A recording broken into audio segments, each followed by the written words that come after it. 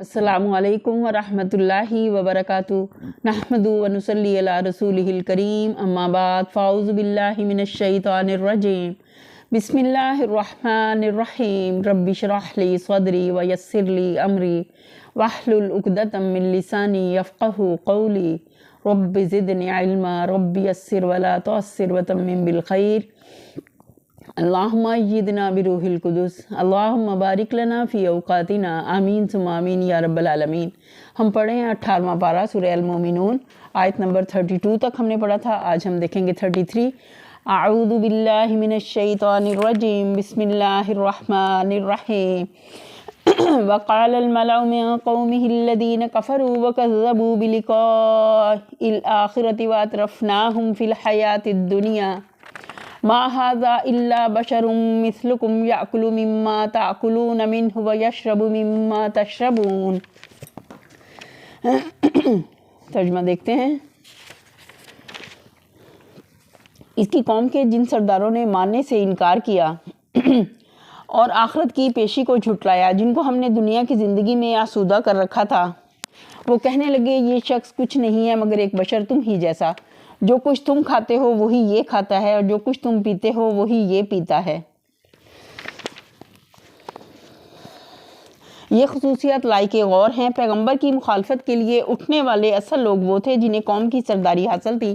ان سب کی مشترک گمراہی یہ تھی کہ وہ آخرت کے منکر تھے، اس لیے خدا کے سامنے کسی ذمہ داری و جواب دہی کا انہیں اندیشہ نہ تھا، اور اسی لیے وہ دنیا کی زندگی پر فریفتہ تھے اور مادی فلاح و بہبود سے بلندتر کسی قدر کے قائل نہ تھے۔ پھر اس گمراہی میں جس چیز نے ان کو بالکل ہی غرق کر دیا تھا وہ خوشحالی و آسودگی تھی، جسے وہ اپنے برحق ہونے کی دلیل سمجھتے تھے، اور یہ ماننے کے لیے تیار نہ تھے کہ وہ عقیدہ، وہ نظام اخلاق اور وہ طرز زندگی غلط بھی ہو سکتا ہے جس پر چل کر انہیں دنیا میں یہ کچھ کامیابیاں نصیب ہو رہی ہیں۔ انسانی تاریخ بار بار اس حقیقت کو دہراتی رہی ہے کہ دعوت حق کی مخالفت کرنے والے ہمیشہ انہی تین خصوصیات کے حامل لوگ ہوئے ہیں، اور یہی اس وقت کا منظر بھی تھا جبکہ نبی صلی اللہ علیہ وسلم مکے میں اصلاح کی صحیح فرما رہے تھے۔ اگلی آیت دیکھتے ہیں۔ وَلَئِنْ أَطَعْتُمْ بَشَرٌ مِثْلَكُمْ إِنَّكُمْ إِذًا لَخَاسِرُونَ۔ اب اگر تم نے اپنے ہی جیسے ایک بشر کی اطاعت قبول کر لی تو تم گھاٹے ہی میں رہے۔ بعض لوگوں نے یہ غلط سمجھا ہے کہ یہ باتیں وہ لوگ آپس میں ایک دوسرے سے کرتے تھے، نہیں، یہ خطاب دراصل عوام الناس سے تھا۔ سرداران قوم کو جب خطرہ ہوا کہ عوام پیغمبر کی پاکیزہ شخصیت اور دل لگتی باتوں سے متاثر ہو جائیں گے، اور ان کے متاثر ہو جانے کے بعد ہماری سرداری پھر کس طرح چلے گی اور کس پر چلے گی، تو انہوں نے یہ تقریریں کر کر کے عام لوگوں کو بہکانا شروع کیا۔ یہ اسی معاملے کا ایک دوسرا پہلو ہے جو اوپر سرداران قوم نوح کے ذکر میں بیان ہوا تھا۔ وہ کہتے تھے کہ یہ خدا کی طرف سے پیغمبری کچھ نہیں ہے، محض اقتدار کی بھوک ہے جو اس شخص سے یہ باتیں کرا رہی ہے۔ یہ فرماتے ہیں کہ بھائیو ذرا غور تو کرو کہ آخر یہ شخص تم میں سے کس چیز میں مختلف ہے، ویسا ہی گوشت پوست کا آدمی ہے جیسے تم ہو، کوئی فرق اس میں اور تم میں نہیں ہے، پھر کیوں یہ بڑا بنے اور تم اس کے فرمان کی اطاعت کرو۔ ان تقریروں میں یہ بات گویا نظر تسلیم شدہ تھی کہ ہم جو تمہارے سردار ہیں تو ہمیں تو ہونا ہی چاہیے، ہمارے گوشت پوست اور کھانے پینے کی نوعیت کی طرف دیکھنے کا سوال پیدا نہیں ہوتا۔ زیر بحث ہماری سرداری نہیں ہے کیونکہ وہ تو آپ سے آپ قائم اور مسلم ہے، البتہ زیر بحث نئی سرداری ہے جو اب قائم ہوتی نظر آ رہی ہے۔ اس طرح ان لوگوں کی بات سرداران قوم نوح کی بات سے کچھ زیادہ مختلف نہ تھی، جن کے نزدیک قابل الزام اگر کوئی چیز تھی تو وہ اقتدار کی بھوک تھی، جو کسی نئے آنے والے کے اندر محسوس ہو یا جس کے ہونے کا شبہ کیا جا سکے۔ رہا ان کا اپنا پیٹ تو وہ سمجھتے تھے کہ اقتدار بہرحال اس کی فطری خوراک ہے، جس سے اگر وہ بدہضمی کی حد تک بھی بڑھ جائے تو قابل اعتراض نہیں ہے۔ اگلی آیت ہے۔ اَیَعِدُکُمْ أَنَّکُمْ اِذَا مِتُّمْ وَكُنْتُمْ تُرَابًا وَعِظَامًا أَنَّکُمْ مُخْرَجُونَ۔ یہ تمہیں اطلاع دیتا ہے کہ جب تم مر کر مٹی ہو جاؤ گے اور ہڈیوں کا پنجر بن کر رہ جاؤ گے، اس وقت تم قبروں سے نکالے جاؤ گے۔ ہیہات ہیہات لما توعدون، بعید، بالکل بعید ہے یہ وعدہ جو تم سے کیا جا رہا ہے۔ ان ہی الا حیاتنا الدنیا نموت ونحیا وما نحن بمبعوثین، زندگی کچھ نہیں ہے مگر بس یہی دنیا کی زندگی، یہی ہم کو مرنا اور جینا ہے، اور ہم ہرگز اٹھائے جانے والے نہیں ہیں۔ ان هو الا رجل افترى على الله كذبا وما نحن له بمؤمنين، یہ شخص اللہ کے نام پر محض جھوٹ گھڑ رہا ہے اور ہم کبھی اس کی ماننے والے نہیں ہیں۔ یہ الفاظ صاف بتاتے ہیں کہ اللہ تعالیٰ کی ہستی کے جو لوگ بھی منکر نہ تھے، ان کی بھی اصل گمراہی شرک ہی تھی۔ دوسرے مقامات پر بھی قرآن مجید میں اس قوم کا یہی جرم بیان کیا گیا ہے۔ قال رب انصرنی بما کذبون، رسول نے کہا پروردگار ان لوگوں نے جو میری تکذیب کی ہے اس پر تو ہی میری نصرت فرما۔ قال عما قلیل لیصبحن نادمین، جواب میں ارشاد ہوا قریب وہ وقت جب یہ اپنے کیے پر پچھتائیں گے۔ فأخذتهم الصیحة بالحق فجعلناهم غثاء فبعدا للقوم الظالمین، آخرکار ٹھیک ٹھیک حق کے مطابق ایک ہنگامہ عظیم نے ان کو آ لیا اور ہم نے ان کو کچرا بنا کر پھینک دیا، دور ہو ظالم قوم۔ اصل میں لفظ غصہ استعمال ہوا ہے جس کے معنی ہے وہ کوڑا کرکٹ جو سیلاب کے ساتھ بہتا ہوا آتا ہے اور پھر کناروں پر لگ لگ کر پڑا سڑتا رہتا ہے۔ ثم انشانا من بعدهم قرونا آخرین، پھر ہم نے اس کے بعد دوسری قومیں اٹھائیں۔ ما تسبق من امت اجلها وما یستأخرون، کوئی قوم نہ اپنے وقت سے پہلے ختم ہوتی ہے اور نہ اس کے بعد ٹھہر سکی۔ ثم ارسلنا رسولنا تترا كلما جاء أمة رسولها كذبوه فأتبعنا بعضهم بعضا وجعلناهم أحاديث فبعدا لقوم لا يؤمنون، پھر ہم نے پے در پہ اپنے رسول بھیجے، جس قوم کے پاس بھی اس کا رسول آیا اس نے اسے جھٹلایا، اور ہم ایک کے بعد ایک قوم کو ہلاک کرتے چلے گئے حتیٰ کہ ان کو بس افسانہ ہی بنا کر رکھ چھوڑا۔ پھٹکار ان لوگوں پر جو ایمان نہیں لاتے۔ بلفاظ دیگر پیغمبروں کی بات نہیں مانتے۔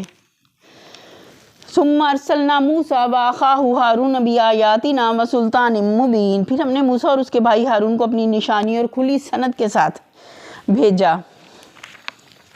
نشانیوں کے بعد کھلی سند سے مراد یا تو یہ ہے کہ ان کی نشانیوں کا ان کے ساتھ ہونا ہی اس بات کی کھلی سند تھا کہ وہ اللہ کے بھیجے ہوئے پیغمبر ہیں، یا پھر نشانیوں سے مراد عصا کے سوا دوسرے وہ تمام معجزات ہیں جو مصر میں دکھائے گئے تھے، اور کھلی سند سے مراد عصا ہے کیونکہ اس کے ذریعے سے جو معجزے رونما ہوئے۔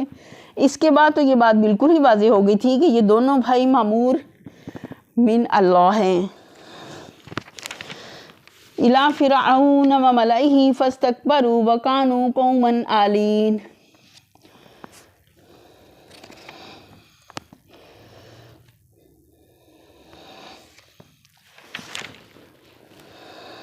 فرعون اور اس کے اہلیان سلطنت کی طرف بھیجا، مگر انہوں نے تکبر کیا اور بڑے دوں کی لی۔ فقالوا انؤمن لبشرین مثلنا وقومہما لنا عابدون، کہنے لگے کیا ہم اپنے ہی جیسے دو آدمیوں پر ایمان لے آئیں، اور آدمی بھی وہ جن کی قوم ہماری بندی ہے۔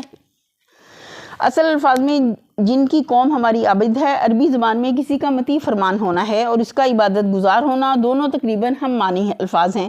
جو کسی کی بندگی و اطاعت کرتا ہے وہ گویا اس کی عبادت کرتا ہے۔ اس سے بڑی اہم روشنی پڑتی ہے لفظ عبادت کے معنی پر اور انبیاء علیہ السلام کی اس دعوت پر کہ صرف اللہ کی عبادت کرنے اور اس کے سوا ہر ایک کی عبادت چھوڑ دینے کی تلقین جو وہ کرتے تھے، اس کا پورا مفہوم کیا تھا؟ عبادت۔ ان کے نزدیک صرف پوجا نہ تھی، ان کی دعوت یہ نہیں تھی کہ صرف پوجا اللہ کی کرو، باقی بندگی و اطاعت جس کی چاہو کرتے رہو، بلکہ وہ انسان کو اللہ کا پرستار بھی بنانا چاہتے تھے اور مطیع و فرمان بھی، اور ان دونوں معنوں کے لحاظ سے دوسروں کی عبادت کو غلط ٹھہراتے تھے۔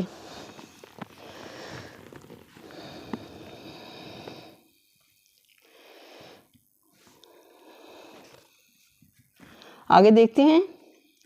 فَكَذَّبُوهُمَا فَكَانُوا مِنَ الْمُهْلَكِينَ، پس انہوں نے دونوں کو جھٹلایا اور ہلاک ہونے والوں میں جا ملے۔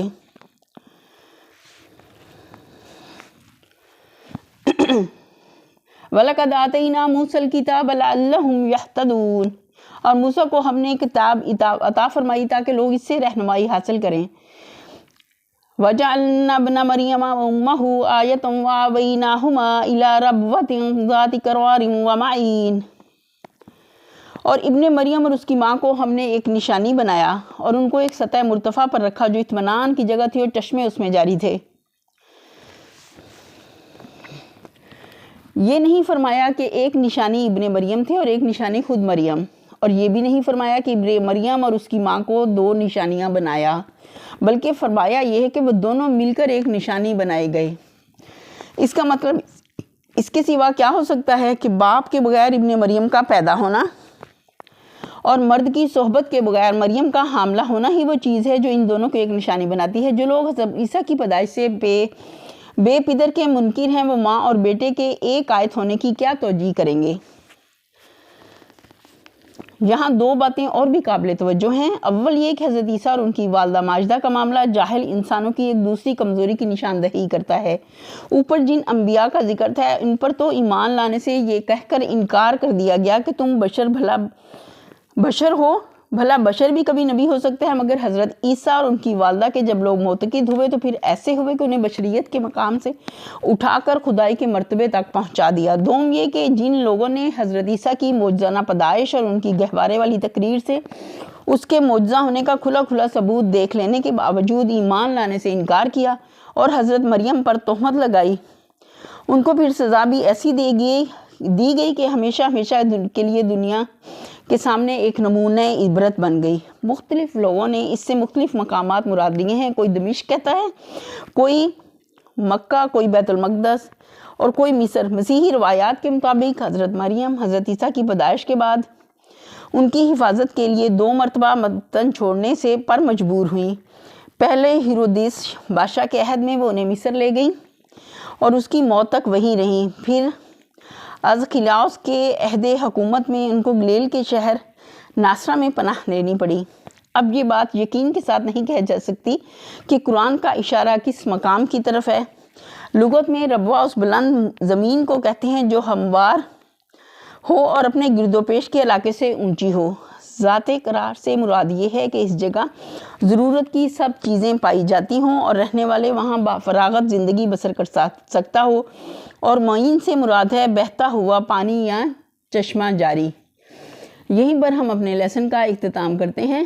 وآخر دعوانا ان الحمدللہ رب العالمین، سبحان ربک رب العزت عما یصفون وسلام علی المرسلین والحمدللہ رب العالمین۔ السلام علیکم ورحمۃ اللہ وبرکاتہ۔